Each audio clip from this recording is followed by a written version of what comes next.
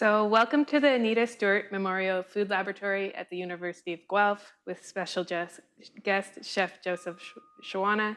June is National Indigenous Month, and we are pleased to be able to celebrate Indigenous cuisine and culture with Chef Joseph Shawana. My name is Regan, and I am a PhD student in Rural Studies at the University of Guelph, and I'm also an Arrell Food Institute scholar. Hi, Regan. Hi, Chef Joseph. Hello. It's very nice to have you here. My name is Margarita Fontecha, and I am also a PhD student at the University of Guelph, and I am also an Arrell Food Institute scholar. So it's very nice to have this opportunity. No problem. Thank you. So here at the University of Guelph, we work and reside on the ancestral lands of the Adewandran people and the treaty lands and territory of the Mississaugas of the Credit.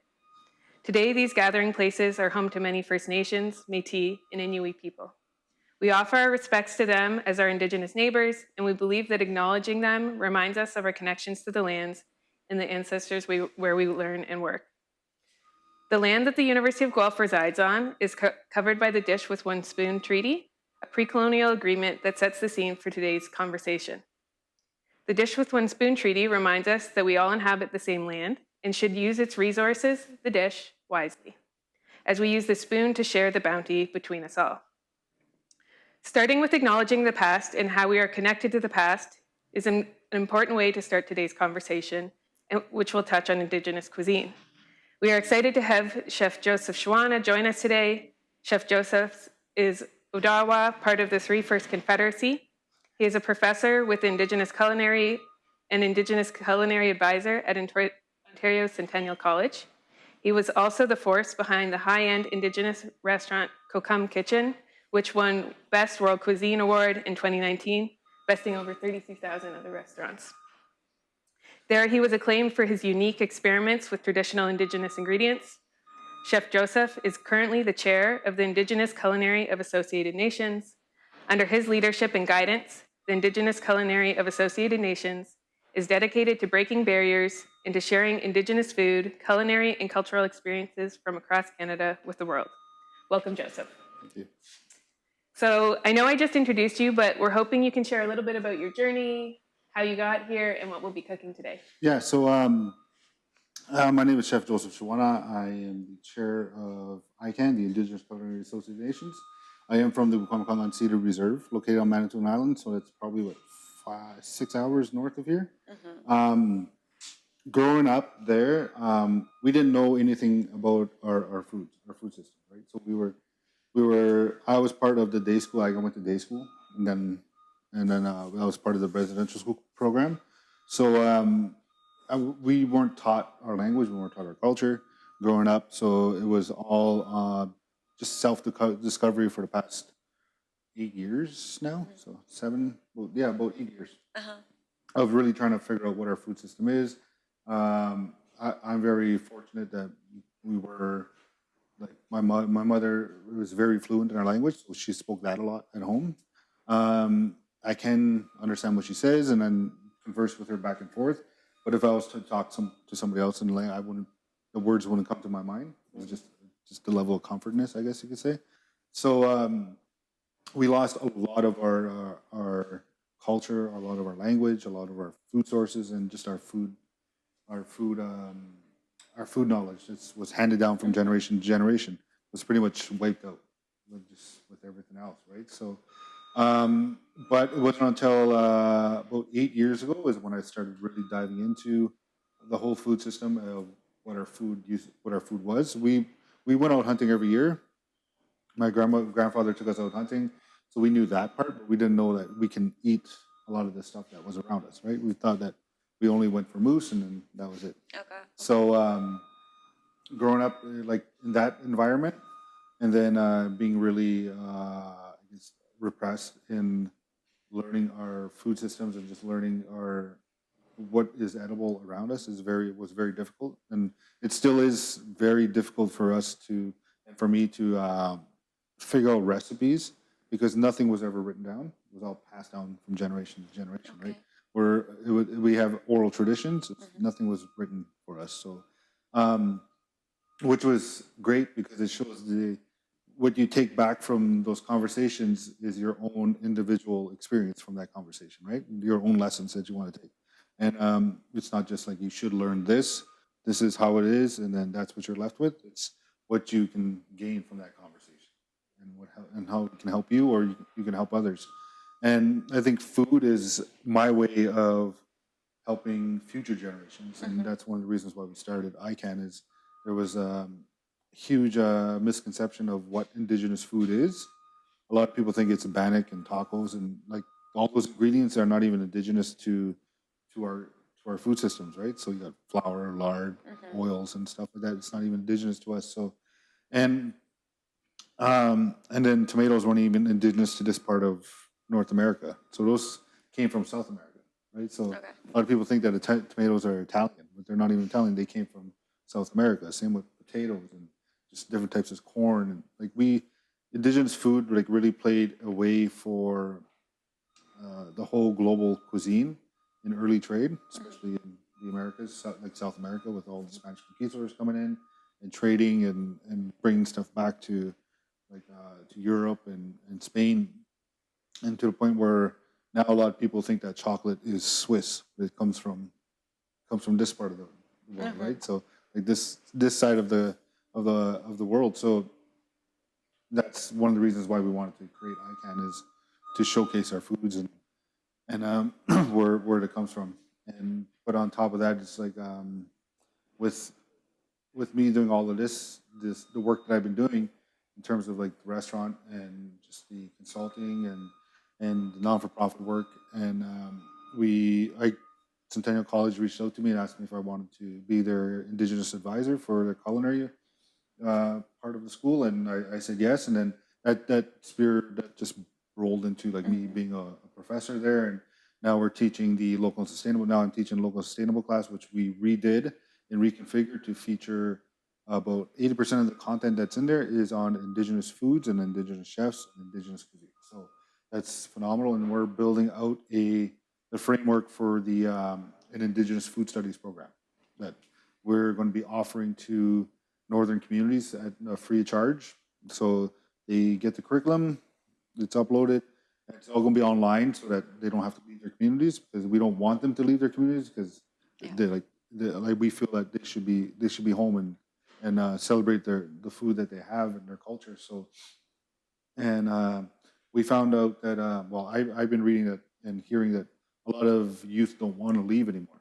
They want to stay there and grow and really discover who they are and raise their families. So that's another reason why we want to build this program specifically geared to those northern communities, where they could sign on during the day, go out foraging, and then come back and make whatever protein that they can get. They'll cook it, and then we'll showcase it to the professors that are going to teach classes. So that's just a whole list of the other stuff that I'm doing and that we're doing, right? So yeah. That's a great opportunity. Actually, I'm from South America, and I didn't know half of the things you have mentioned. Only the chocolate part that it comes from Mexico. But anyway, let's move to the cooking now. What are we going to prepare? And Regan and I will be just asking you some questions along the way. Yeah. So we're preparing a pesto, like a wild leek pesto or wild ramp pesto baked chicken. So we have some wild ramps that were harvested this year. Instead of using the green tops of the wild leeks, because it's just a little later in the year now, I'm using the green tops of the leeks here itself. Basically, this here is the commercialized version of this wild leek. That's here, wild ramps. So this grows in the ground. So this would be underneath the ground, but you'll have like broad leaves, about 3 broad leaves coming right out. So the whole plant is edible. These ones are best when they're preserved. Right now it's just preserved in a little bit of vinegar, water, a little bit of sugar, salt. And I usually blend all of that with a little bit of pine nuts. But for today, we're going to be taking the green tops of your wild leeks. Sorry, not your wild leeks, yeah. Your leeks that you would buy at a regular grocery store. And then the bottoms we're just going to roast off at the bottom of your pan for the chicken. And then just some baby carrots or any type of root veg that you have, right? So the pine nuts you can get these things at any grocery store now. So, or you can go foraging for them, which it'll take a lot. It'll take a lot of time for you just to get a little handful, right? So it's easier if you just go to the grocery store and go buy one, right? So, but foraging for me, like we me and my wife and our son, we go foraging for ramps every year.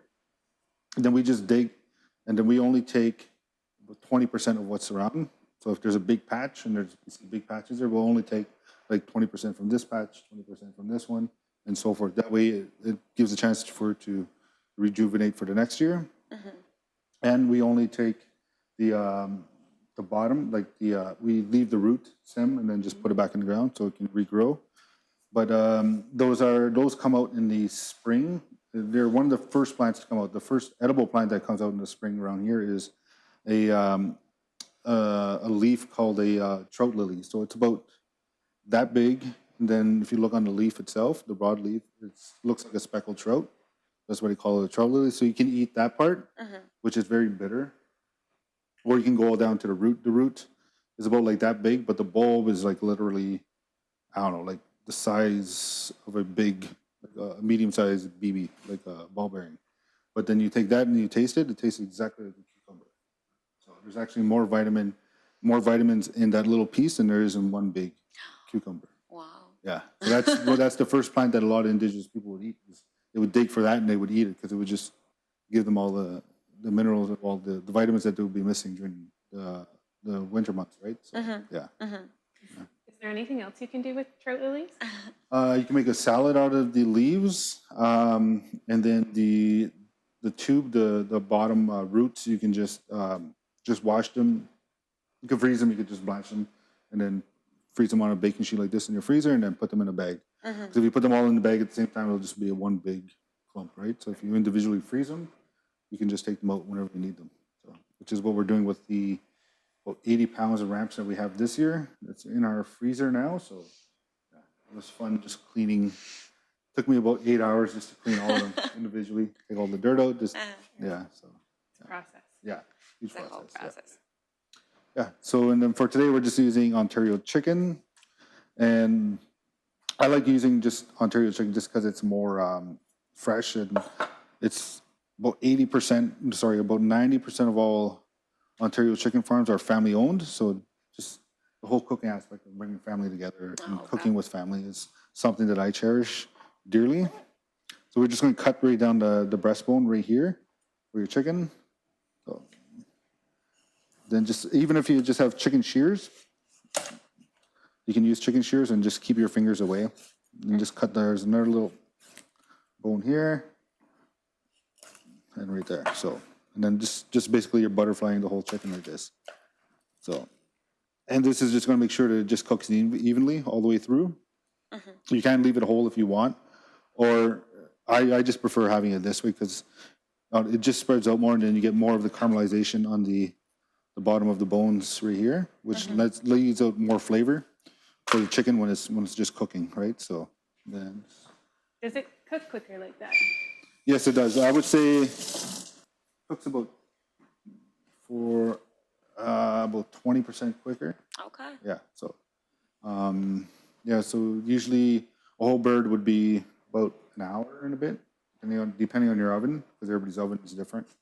But this way, it's just usually just like 40 minutes flat if it's at 350, 375.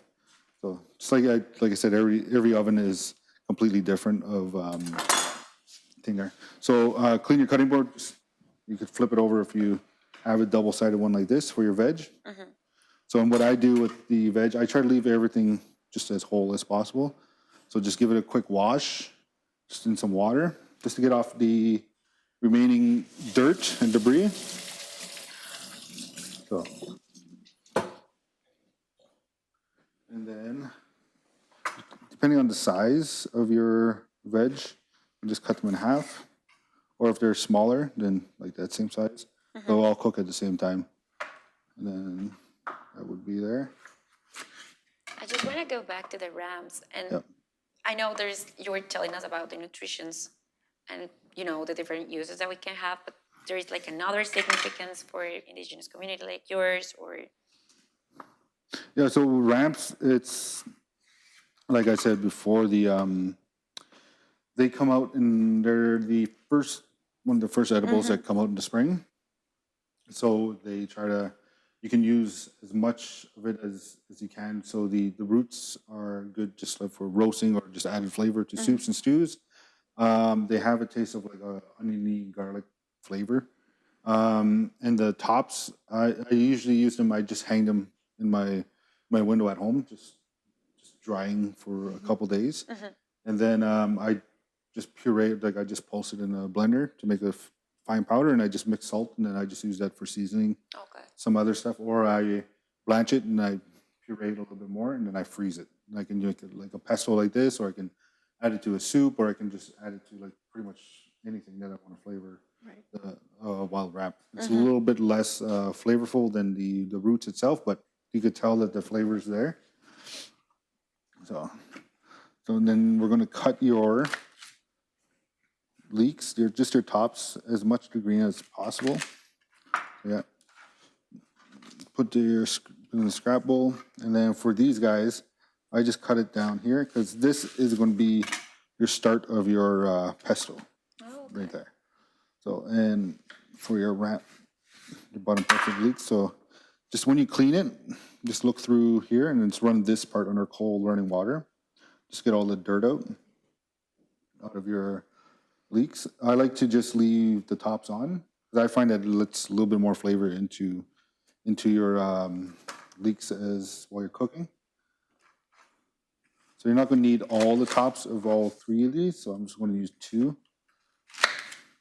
and then cut here, and then straight down. And then just wash these guys under cold running water. Leaving everything whole like that makes it look so much better and fresher, or I don't know. I think I'm so used to chopping things up real small.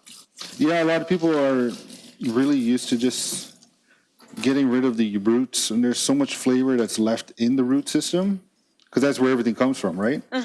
And then just because it's already out of the ground doesn't mean that it still doesn't have flavor. So that's why I just like to leave them on as much as possible. Like even for stocks, I keep as much as I can for stocks. I'm just going to lay these guys here, just any way you want. Okay. So, and then your tops, your leeks, let's cut the leeks in half. And then once again, we're going to run these guys underwater because you got a lot of dirt that you got to take out.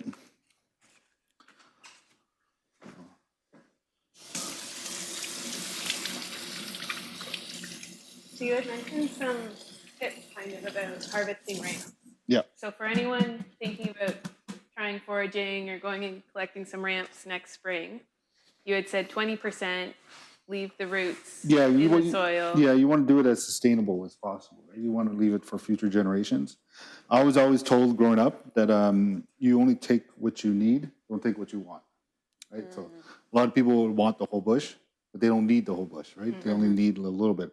So even when I'm picking like spruce tips or anything, I take just a little bit out of every tree because that just extends the life of the tree, is those spruce tips, right? And that just extends the life of the branches. So, and that goes over for like the whole animal, just using the whole animal. So when we're usually done with stuff like this at home, we'll save the bones and all the trimmings and then just make a good stock out of it. Then I render it all. I tried my best to render it all down and then just put it into ice cube trays so I have it for later, or Ziploc bags for when I go huntings. And what we do is, what I started doing not too long ago, a few years ago, is when we go moose hunting, I make big batches of different stuff like stews and soups and stuff like this, and then I just freeze it in bags, and then that way we don't have to take like a bunch of food. We'll just take like, this is Saturday's meal, this is Sunday's meal, and breakfast, lunch, and dinner, and then some snacks. So you're not coming out with a whole lot, and you're leaving the area as the way you came in. So we're just gonna roughly dice your leeks a little bit, just, I don't know, about 2 inches. This is for the pesto. So this is gonna go on top of the chicken. Okay. So then we're gonna add the pine nuts. So it depends, like, I like to just cook without specifically having a recipe. I just You just follow what you feel. follow what I feel. My mom always just used her hands, right? She never ever used a measuring cup. even when she's making cakes and pies, it's just like you put this in, you put this in, and that's it. I think that's probably why I could never get my stuff to taste exactly like hers. But So your mom was like the one who introduced you to cooking, Y- right? Yeah, my mother and my grandmother, they were big. They're big. Well, when my grandmother was alive, she lived in Toronto for the last part of her life, but in her building at her seniors residence, she every month she would make just like fresh bread, just like fresh dough, and then the whole building would just smell of fresh bread. So you knew that, okay, well, Rebecca's cooking bread today, so we're gonna go buy bread off her. She sold it for like $5 a loaf, and then that would pretty much be her bingo money for the whole month, right? So it was really good that way. But she was always cooking. Every time she would just cook stuff that was simple, but it tasted like really good.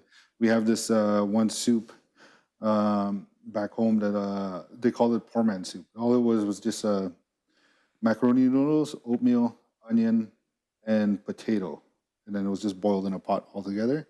And then for some reason, I don't know, it was good. Oh, and then a little bit of salt pork on top, but that there was just it just tasted good. It sounds gross, but when you taste it and you eat it, it was really good. Okay. Just yeah. So this is the mix for the pesto. You can use an immersion blender, I can give it to which you. I have here. Then you're just gonna go in until it's like smooth, or you get everything mixed equally as much as possible. And I see plug here. Yeah, there you go. So just and then if you don't have, if you can't do, I'm the one that's controlling it. I'm cutting myself off from talking. So if you have a big container like a mason jar, you can put this all in a mason jar and just puree it that way. So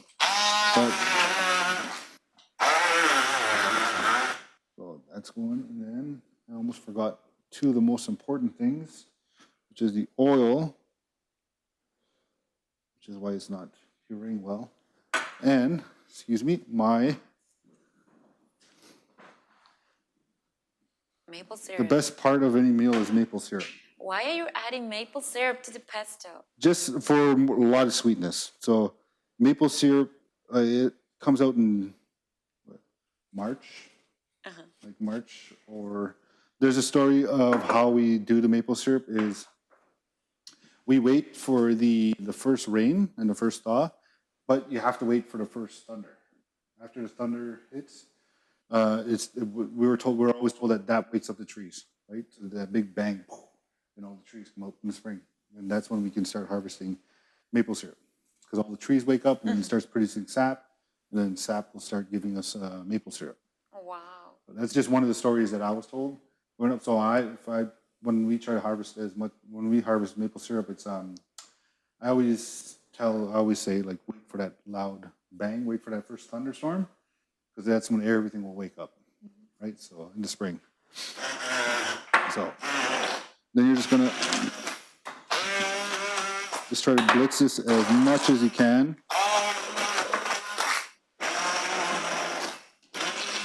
Okay.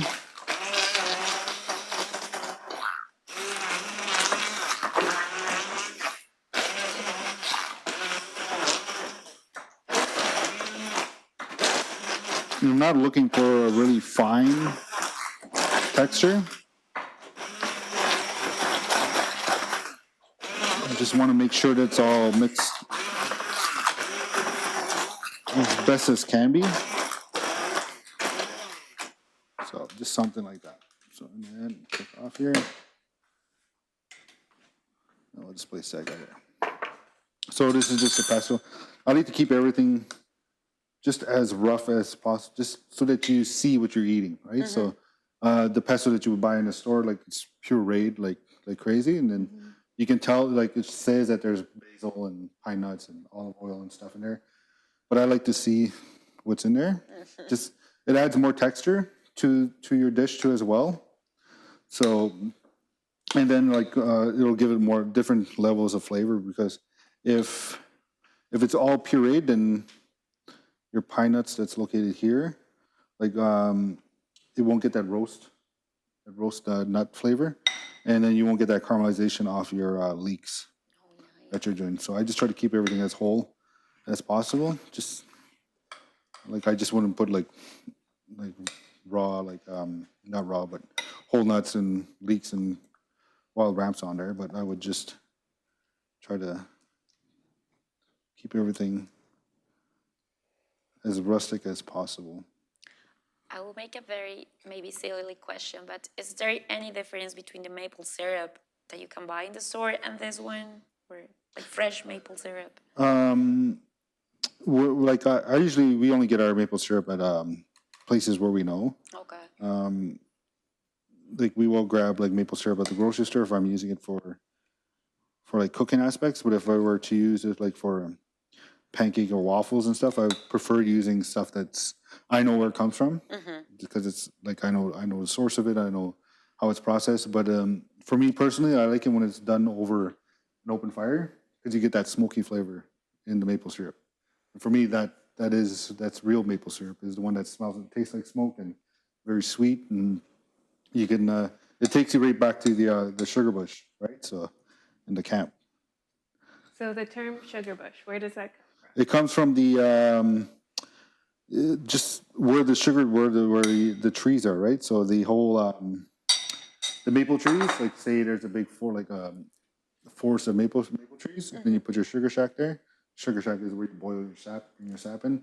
That whole area is just called the sugar bush because that's where all the sugar comes from, right? So, and back then, the maple syrup was actually used as a monetary value before Europeans came because it took so long and took so much effort just to get the maple syrup. And then they would keep it as maple sugar. So they would render it down like maple sugar, and then they would use that by weight to trade and to purchase stuff off other tribes of where you're from. Yeah. So we're just going to place this in the oven, 350. Make sure your oven's at 350 here. Let's put this guy down here. That one there. And yeah, we'll let that go for about 40 minutes in the oven. Yeah. Do you have any pointers for preparing chicken? Always have your thermometer if you don't know, if you're not too sure. With chicken, just because you got to keep it above 165, right? So salmonella poisoning and bacteria and stuff like that. So try to keep it above 165 when you take it out of the oven. And when you're probing it, when you're putting the thermometer, make sure that it's like in the thickest part of like the breast, usually, right? So breast or the thigh, depending on what you're cooking. Okay. And try not to hit a bone because the bone will be hotter than the meat itself. So, yeah. Right. Yeah, I'm going to change a little bit the topic, and while we wait for the chicken, what do you think about the idea that chefs are storytellers? And how do you use food as a vessel to share stories, like a medium? Yeah. For myself, I only like speaking for myself. I don't like speaking for anybody else or any other chefs. So, when I cook, I like to think of a place where I use like of me as a child or a memory, and then try to figure out what kind of recipe I could build on that memory. It's like we have this dish at the restaurant called the pine needle sorbet. It's a pine needle. It's we make a sorbet out of the pine needles, and when we first did it, it was just by accident because we always made evergreen tea for all the guests coming in, it was like just to have at the end of their meal. And one of my line cooks at the time put too much maple syrup in there, and it tastes like really like piney maple syrup, like piney sugar. So I was like, okay, well, don't throw it out because the maple syrup is expensive. So we'll figure something out to do with it. So we just got in a new ice cream machine, and I was like, okay, well, let's try to figure this out. So we cool off the syrup, then we put it into the ice cream maker. And what came out was what we call now is the evergreen sorbet or pine needle sorbet. And when I put that in my mouth, I had a flash of me and my three best friends growing up sitting underneath a pine tree. We used to play outside and go underneath pine trees and just eat the snow crust off the ground. We were just to snack on and stuff, just to taste it. And that reminded me of us, all three of us, just sitting underneath there, just laughing away and playing. like when we were like 10 years old, right? So that whole flash just popped in my head, and then that's one of my go-to dishes. So I always like to make recipes based off of memories. So this one for the pesto, the wild ram pesto, is like reminds every time I look at rams, it always reminds me of me, my wife, and my son. Like we're out harvesting every single year, every spring when he's out with us. So that's one of the reasons why I like this recipe. And that's just the whole maple syrup is just us, like we're just family members going out harvesting for maple syrup, and the whole history behind maple syrup itself, of where it comes from, and the medicinal properties with it. So it's also treated as a medicinal aspect, just because it's one of the only. Well, it's for me, from what I found out, it's the only sugar that diabetics can consume. It'll keep their sugar levels. It'll still spike. Sugar is sugar, right? So, Yeah. But it'll still spike. But you get all the source minerals and out of it, and the vitamins from maple syrup. Yeah. So it's still sugar, but it's not as bad. Right. So You've mentioned a couple times, so you had the ramps using the whole ramps, and then now you had the story about the tea that was then turned into sorbet. How does that kind of mentality influence your cooking, or your like this trying to use everything or make the best of the things you're working with? for me, it's just a little. One of the things that I can do, right, is raise our son proper, raise him right, and teach him that not to overconsume something. Right? So not to be. We're all consumers of something, but not to be like I want this, I need this, I need this, I need this, right? But so like when we go out hunting, he's been hunting with us since he was about 6 months Oh, or wow. so old. Like, and in the wintertime, coming out in the tent, just cold and snows on the ground and stuff like that. And he sees the whole process of harvesting an animal. So he's seen us shoot a moose. He's seen us skin it, gut it, and the whole process of what it takes. So that that mentality and just those teachings that he can see and he can hear will stay with him for his whole life, and hopefully he will be able to teach his kids on uh, having a sustainable lifestyle, right? So that's what's important, because we got to make sure that we have that this place that we have is here for future generations, not just for us, right? So And this same mindset goes to the Centennial College, right? How is the new youth generation of chefs working in sustainable development, and how all these things set together in the kitchen? a lot of them are very eager to learn of what um, real Canadian food is, like, and a lot of them don't even they're not taught in their schools of the correct Canadian history, right? So Oh, I would love to know. yeah. I don't know anything Of about Canada. the residential school system, of how that was played out, and why Ryerson changed their name, right? So and all this stuff, right? So they're starting to get to know what Canada is truly about, and that's phenomenal. So um, it's heartbreaking for us to relive it and for us to talk about it and stuff, but we like in order for us to heal from it, we have to discuss it, Yeah. right? So and that's the only sad thing about it is reopening those wounds that were once closed, right? So Okay. No, that's very cool. And when you were saying that trying to rediscover what real Canadian food is, it's like part of ingredients and talking stories into. I'm just assuming this Centennial College, you as a teacher sharing your experience with the students, right? yeah. Or how is that experience? They're very receptive to it. A lot of the students there, um, I would say some of them probably didn't even ever see a wild rat before. Okay. Or I took them out before COVID hit. We took them out on a little foraging workshop around the college, and I was just pointing out to what all the plants were, which you can use them for. Like we peeled back the bark on the birch tree. I cooked that with sumac that we harvested, maple syrup that was there, that we had, and then I just wrapped in red willow, and I just wrapped the whole fish with the sumac and a little bit of maple syrup in the birch bark. And I just soaked that in water for about an hour, and then we put it into the fire. And what came out was just like all the students around us just I just served it as it came out, and then we just cut the red willow branches, and then everything just flopped open, and then all the students were just there, just eating with their hands. Then, mind you, this was before COVID, so back when you could do that stuff, right? So, so it was just that whole communal aspect of learning that was hands-on, and they really they were very receptive to it, to the point where we wanted to do more of those excursions for the students, just so that they understand their ecosystem that's around them, and the land that they're on, and who are the caretakers of the land. Because as indigenous people, we don't claim that we own that land. We're just caretakers of that place, right? So. So when you're teaching, is there common misconceptions or misinformation that you come across, and like what are some of those, and how can we start to address them or reimagine them? Yeah, it just comes down to how the teacher is willing to pass that information down. Even although I say Bannock is not indigenous to our cooking, it is indigenous to our history, right? So, so there's a lot of people that are saying that that it is, like, it has to be part of our history, because it's one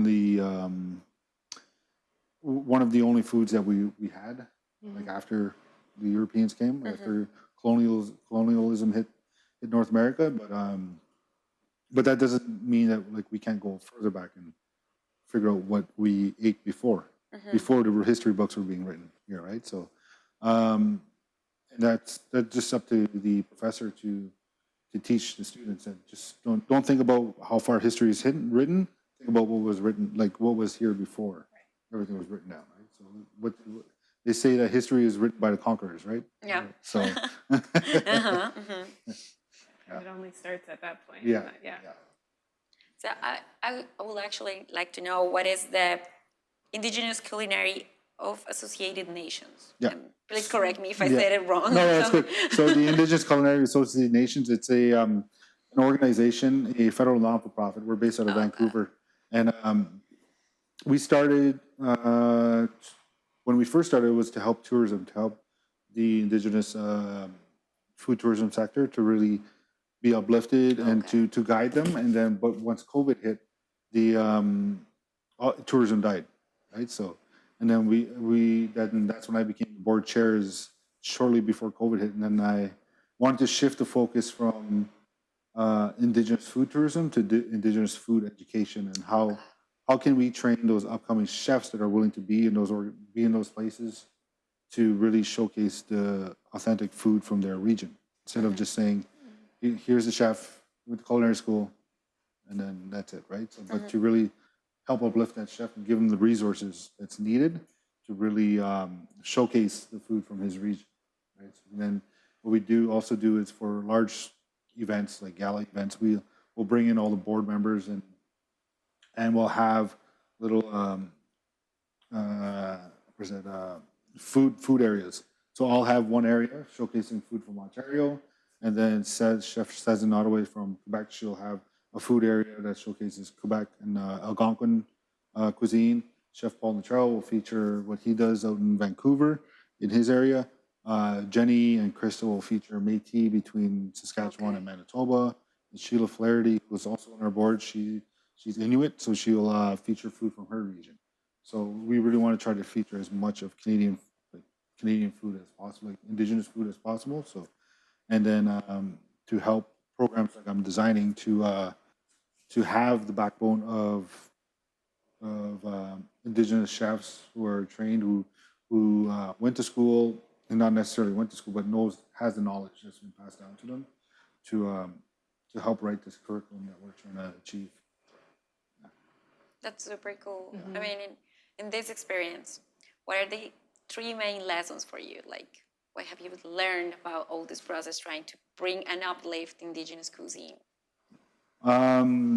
If it is a tough question, we can't change it. No, it's a good question. So one of the 3 things that I learned so far is I got to be patient with the process, because when you talk to Indigenous elders, it's like peeling onions back, layers of an onion back, right? So the more you dig, the more you'll get, right? So, and then it's just all the barriers that were put up in front of us, right? So even I had barriers before I met my wife. It's like it was just I was closed off to everybody, right? I went to work and went home. I went to work and went home and stuff like that. That was it. And so I just have to learn to be patient with the process, and that everything will come on its own. And when I'm ready to receive the information, that's when I'm ready. I can't force it, right? So, and they'll know when I'm ready, right? So that's perfect for me.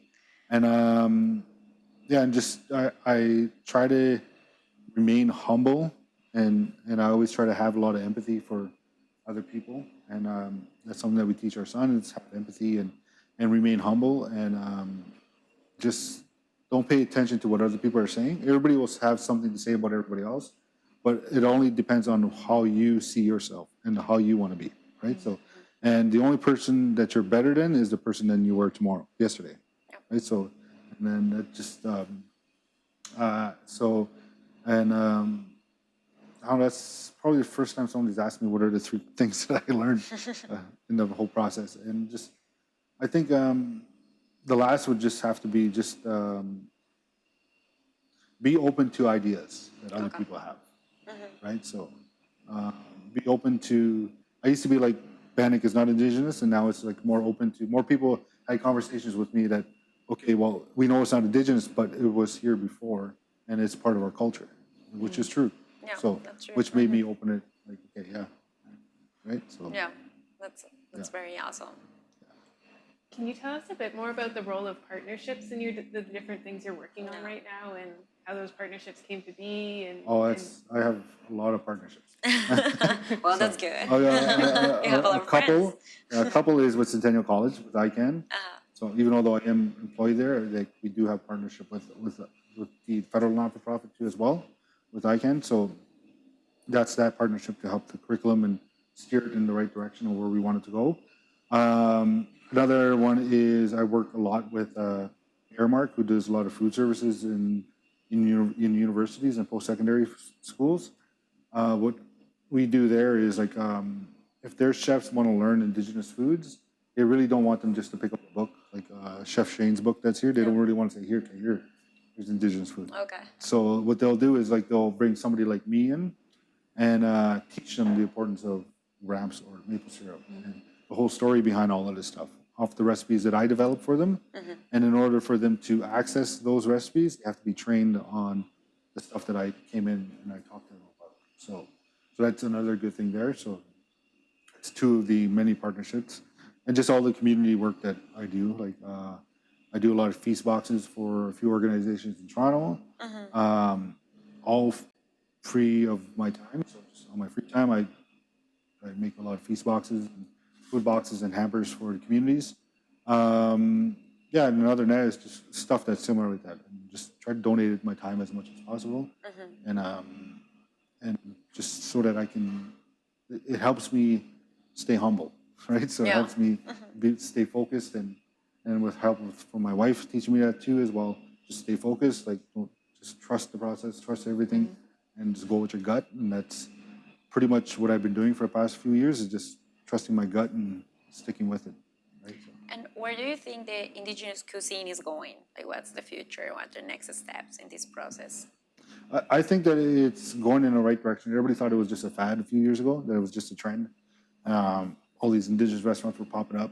And restaurant business is hard, right? So you're making pennies on not even a dollar. You're making pennies like on top of pennies to survive, right? So, and to factor all the other stuff that comes in with it. But I think that a lot of people want to know more about Indigenous foods and Indigenous culture, right? So it's not just a showcase piece anymore.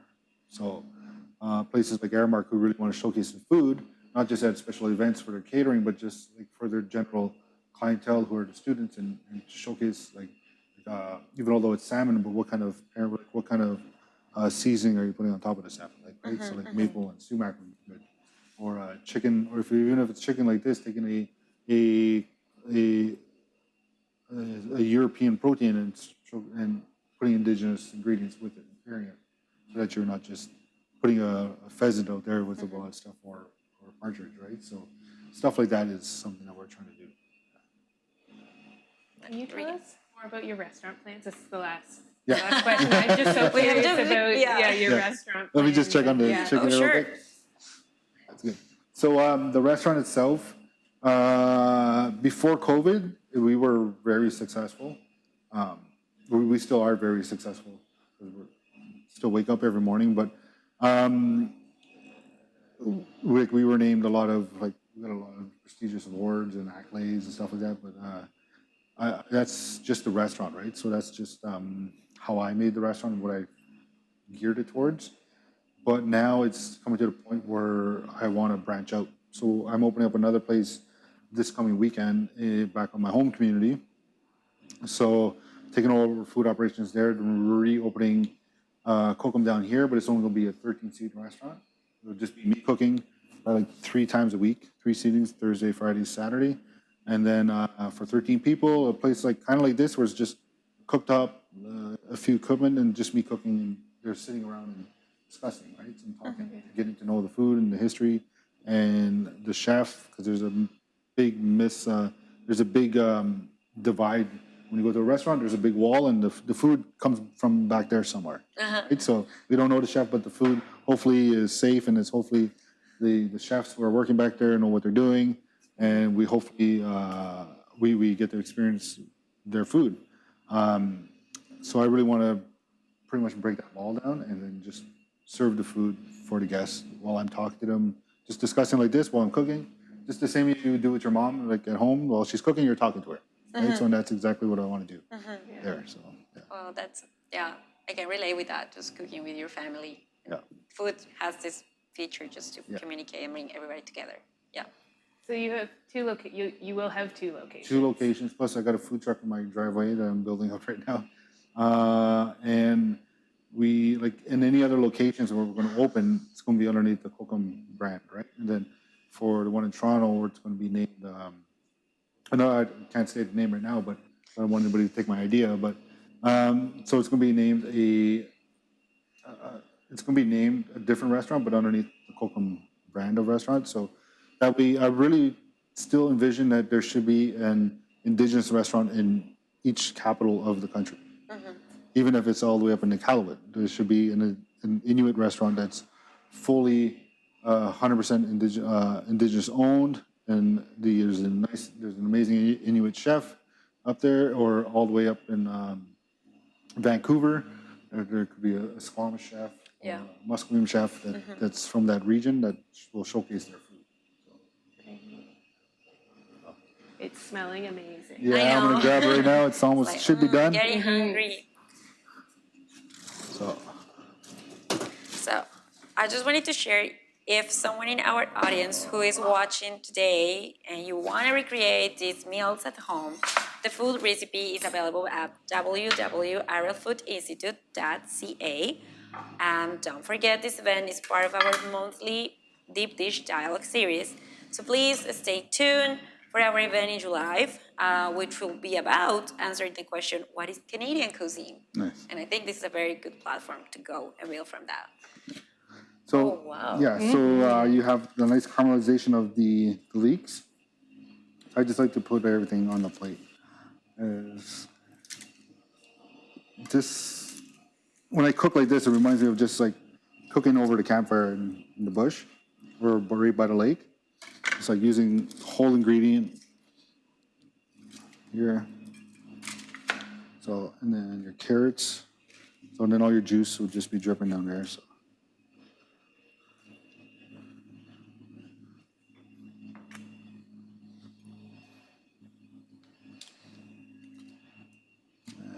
There. This looks way better than anything I've made. Yeah. Fire, for sure.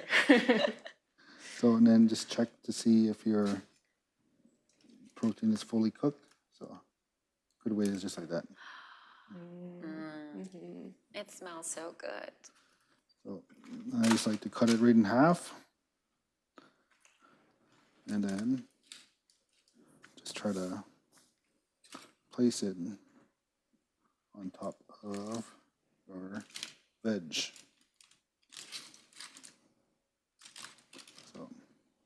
it will be really hot. So even if you have tongs or something, that would be good too. So, but us chefs like to use our hands as much as possible, just to make things difficult. So, so that's just your wild ramp pesto baked chicken, just with root veg. You can use any root veggies that you want. So I like to maybe even use squash, like some a pepper squash or butternut squash, just to bring the sweetness up a little bit more. But I didn't because we're using maple syrup. So yeah. Thank you so much, Well, Chef thank you. Joseph, for sharing with us not only your recipe, but also your stories and all the Indigenous cuisine movement and how's it Thank going. you. Thank you. Appreciate it.